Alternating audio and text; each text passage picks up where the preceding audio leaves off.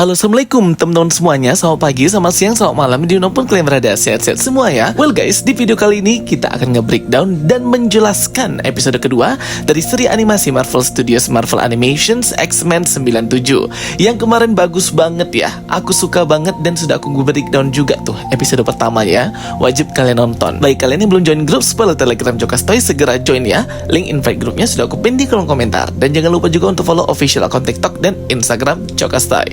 Oke, langsung aja kita bahas ya teman-teman. Ini dia breakdown episode kedua dari seri animasi X-Men 97. Here we go. Episode kedua ini berjudul Liberations Begin. Dimulai dengan adanya sebuah bencana, hancurnya biang lala di Coney Island. Kemudian Magneto menggunakan kekuatannya menyelamatkan manusia. Apa yang dilakukan Magneto ini menggemparkan media karena sebelumnya kan dia memimpin peperangan Brotherhood, sekarang malah baik membantu umat manusia. Tidak hanya itu, Magneto juga menyelamatkan para mutant dari serangan Friends of Humanity menggunakan tembakan teknologi Sentinel ya. Di sini ada Callisto, Leech, serta mutant lainnya bersembunyi di bawah. Untung saja Magneto datang tepat waktu untuk menyelamatkan mereka. Di markas X-Mansion, di sini para X-Men mendiskusikan bagaimana langkah selanjutnya menanggulangi apa yang sedang dilakukan oleh Magneto.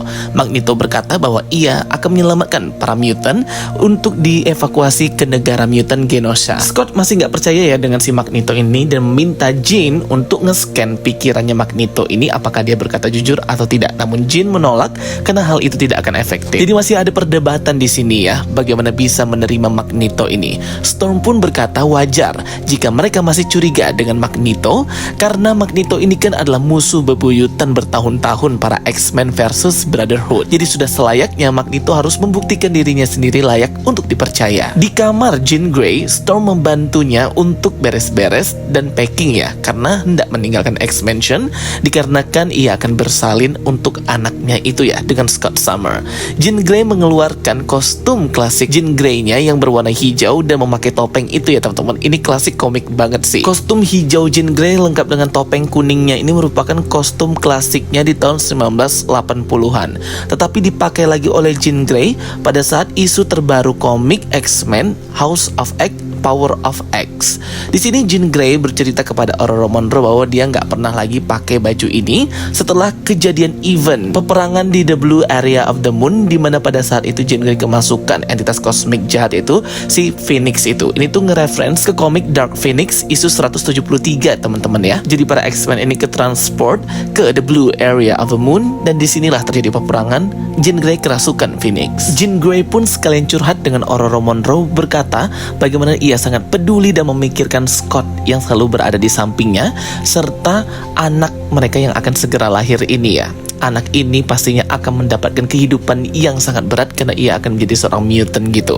Tapi di sini Ororo Munroe terus memberikan support system kepada Jean Grey bahwa semuanya akan baik-baik saja. Menjadi mutant gak akan seburuk itu. Bahkan Storm dengan kekuatannya dan juga menjadikannya seorang mutant memberikannya jalan untuk pergi dan datang ke X-Mansion ini dan bertemu dengan keluarga atau family ini.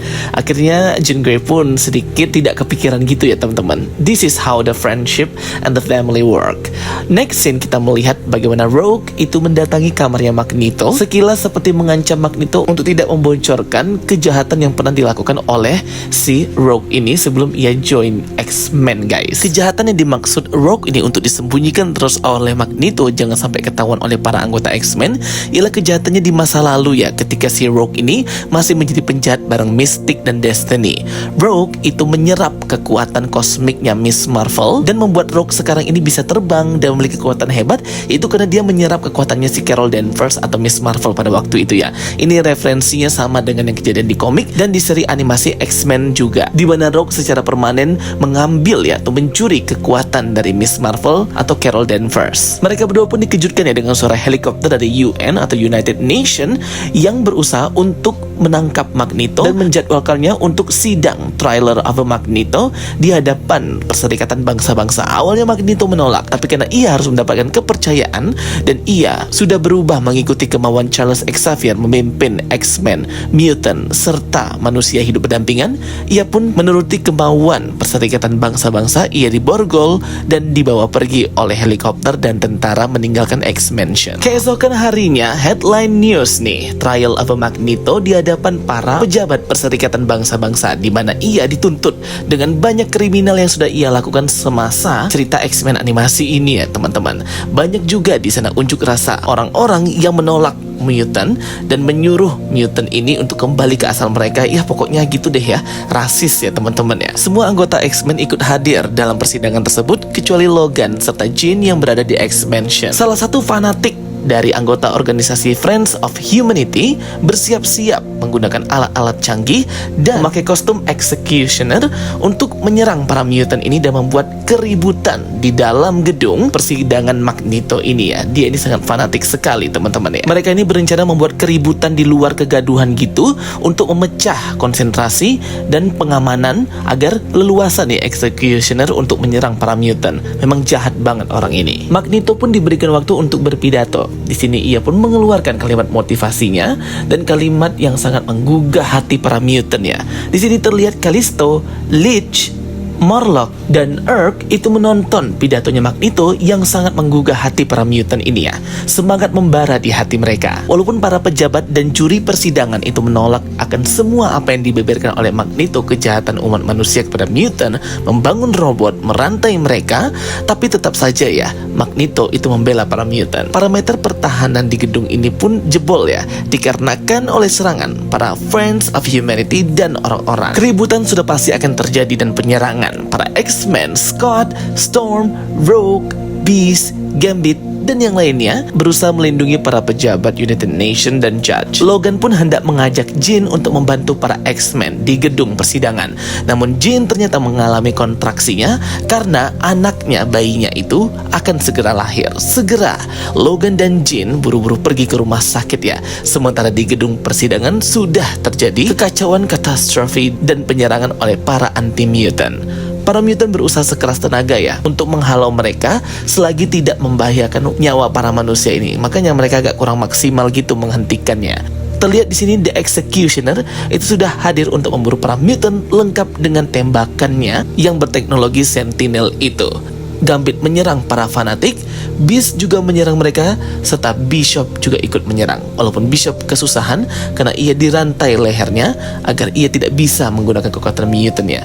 Scott pun sedikit kewalahan ya hingga berdarah-darah bertarung dengan Executioner ini. Jadi padahal kan dia cuma manusia biasa si Executioner ini ya teman-teman. Agak plot hole juga ya, bisa-bisanya kalah dengan para mutant. Morph pun datang membantu Scott yang sudah berdarah-darah ya. Ia berubah menjadi Lady Deathstrike, menyerang Executioner, kemudian ia berubah menjadi Colossus si manusia besi, kemudian dia berubah lagi menjadi Psylocke. Wah, bener-bener keren banget ya si Morph ini ya. Bener-bener membawa nostalgia dan fanservice banget kepada karakter-karakter yang kayaknya belum akan muncul di season pertama X-Men Animated ini. Perlu kalian ingat sekali lagi, Morph ini bisa shape-shifting, berubah bentuk, mengambil kekuatan power ability dari fisikalnya aja ya. Tapi kalau secara mentally seperti kekuatan sihir, telepatik, dan lain-lain itu nggak bisa. Tapi kalau kekuatan fisik dia bisa. Dan tentu ada limit atau batasnya juga ya gengs. Aku suka banget sih lihat Psylocke ya, apalagi dengan karakter bertarungnya yang khas ninja gitu. Keren banget, aku suka. Scott pun tiba-tiba dapat telepon telepatik dari Jean Grey berkata bahwa anaknya akan segera lahir. Scott segera datang ke rumah sakit yang dituju. Storm pun memimpin menyelamatkan para pejabat UN ini dari kegaduhan orang-orang di luar. Di rumah sakit ternyata si Jean Grey ini nggak dapat pelayanan dari dokternya karena dia tidak mau menolong bersalin para mutant ini teman-teman. Logan pun marah. Di sini Scott bersama dengan Rogue ya guys. Rogue pun menggunakan kekuatannya untuk menyerap kekuatan, pikiran, dan kemampuan si dokter untuk bisa membantu persalinan Jean Grey ini agar bayinya bisa segera lahir. Memang kurang ajar banget ya dokternya gengs. Di gedung persidangan, orang-orang dan para fanatik Friends of Humanity ini menyerang ya dengan tembakan teknologi mereka, Magneto, Storm, serta para pejabat gitu guys. Magneto pun pun marah ya. Ia pun membuat kumpulan besi-besi yang ada di sekitaran membentuk sebuah pedang yang sangat besar, menancapkan di sekeliling para fanatik tersebut. Storm pun menggunakan kekuatan Omega level mutantnya untuk mengaliri pedang besi yang dibuat Magneto itu agar menjadi sebuah penjara electricity atau penjara listrik. Gila sih ya. Ini kolaborasi Omega level mutant, Magneto serta Storm. Jujur ya, Storm di sini keren dan badass banget kekuatannya guys. Dari mulai episode pertama hingga episode kedua ini betul-betul satisfying banget ya. Kekuatan manipulasi cuacanya, angin, badai salju, petir, listrik, semua dia bisa. Ternyata Executioner hendak menembak Magneto dengan kekuatan tembakan yang bisa menghilangkan powernya para mutant. Storm pun mengorbankan dirinya untuk menyelamatkan Magneto. Magneto pun sangat marah. Ia langsung mengambil The Executioner tersebut yang merupakan anggota Friends of Humanity yang fanatik banget ya gengs. Magneto pun marah melihat Storm yang tidak bisa lagi merasakan kekuatannya. Ia tidak bisa merasakan angin, petir, listrik. Kekuatannya hilang. Dikuasai dengan amarah dan melihat apa yang terjadi, Magneto menggunakan kekuatan magnetisme metalnya yang berkekuatan besar itu membawa mereka semua yang ada di persidangan keluar angkasa, mengancam mereka akan membunuh langsung pada saat itu juga. Namun Magneto mengingat kembali cita-cita dan mimpi Profesor Charles Xavier. Ia pun berkata bahwa ini adalah cara yang baru untuk hidup berdampingan antara umat manusia dan mutant. Karena ini adalah planet bumi, maka kita harus sharing bareng atau berbagi bersama. Setiap kalimat yang diucapkan oleh Magneto dari tadi itu betul-betul berbobot dan berkualitas. Aku suka banget guys. Sayang banget ya penulisnya si Beau de Mayo itu harus dipecat dari Marvel Studios. Ini bagus loh buatan dia guys. 2 episode ini menurut aku udah oke banget ya. Kalau rating sih udah 9 out of 10 sih. Rogue pun akhirnya berhasil membantu persalinan Jean Grey dan anak mereka pun lahir ke dunia. Anak Jean Grey dan Scott Summers. Para pejabat di UN pun menyetujui dengan tawaran Magneto hidup berdampingan bersamaan dengan para mutant dan umat manusia. Scott dan Jean sepakat menamai anak laki-laki mereka yaitu Nathan Charles Summers atau biasa disebut Nathaniel Summers, Nathan Summers atau Cable ya guys. Kembali ke X-Mansion yang tadinya Magneto dan Scott gak akur, akhirnya mereka akur dan berbaikan.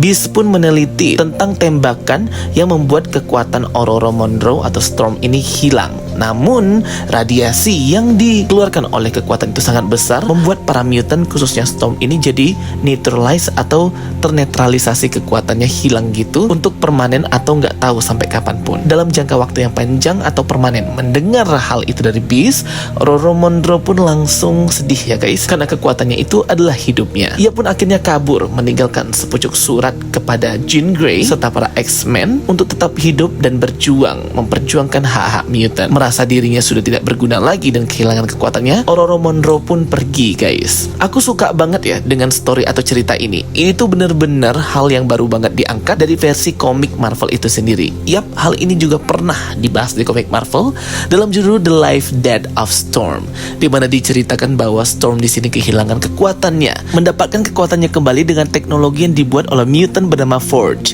Di sini nih akhirnya terjadi kisah cinta antara Ororo Monroe serta Forge. Forge juga akan muncul ya di X-Men animasi 97 ini, terlihat di konsep artnya guys. Dan yang paling plot twist lagi sebenarnya membuat ciptaan teknologi menghilangkan kekuatan para mutant ini adalah Forge itu sendiri. Ketika para X-Men ini sedang berkumpul, mereka dikejutkan dengan kedatangan tamu tak diundang yaitu Jean Grey juga. Jadi di sini ada 2 Jean Grey ya guys ya, membuat kebingungan para X-Men dan tentunya penonton. Tentu kita nggak usah terlalu bingung karena kita tahu di komik juga ibu asli dari Nathaniel Summers atau Nathan Summers itu adalah Madeline Prero atau Goblin Queen, kloningan dari gennya si Jean Grey. Jean Grey yang asli itu yang datang ke rumah ini kelelahan gitu ya guys. Aku nggak tahu, mungkin dia sedang disekap oleh salah satu saintis gila. Siapa lagi kalau bukan Mr. Sinister, karena memang Mr. Sinister ini akan menjadi big villain di seri animasi X-Men ini guys. Di sini kelihatan banget bahwa Goblin Queen atau Madeline Prero seperti memang nggak tahu sebenarnya akan hal ini. Jadi dia memang selama ini yang nggak tahu karena dia kloningan dan sudah di brainwash oleh Mr. Sinister juga. Aku suka banget ya dengan basic basic dan poin-poin Easter egg yang diambil dari komik ya. Ini pasti seru banget ya. Ada 2 Jean Grey, Goblin Gwen atau cloningan Jean Grey Madeline. Ini juga sudah terspoiler akan muncul di X-Men animasi 97 dari action figure Marvel Legends Madeline Pirror Goblin Gwen lengkap dengan anak atau bayinya itu Nathaniel Summer atau Cable. Next scene terlihat Morph berubah menjadi Sabretooth dan membuat kesal si Wolverine atau Logan. Scene berikutnya dilanjutkan dengan Rogue dan Magneto yang menjalin kasih gitu ya guys, dimana Magneto bisa menahan kekuatannya Rogue sehingga mereka bisa skin to skinship gitu guys. Dan ini membuat si Gambit patah hati ya, mengetahui bahwa ada hubungan nih ya, hubungan belakang antara si Rogue dan Magneto. And finally episode kedua dari X-Men 97 ini pun berakhir. Wah gila, keren banget ya. Semuanya tertata dengan baik, penulisan, storyline, fight choreography scene, betul-betul seru banget nontonnya. Material dari Source Comic juga dikolaborasikan dengan sangat baik di seri animasi X-Men 97, sehingga writer atau penulisan ceritanya ini udah oke banget guys ya. Kita tunggu nanti episode selanjutnya, episode 3 minggu depan. Thank you for watching my videos. Don't forget to like and subscribe. Ketemu lagi di video berikutnya. Bye bye and see you next time.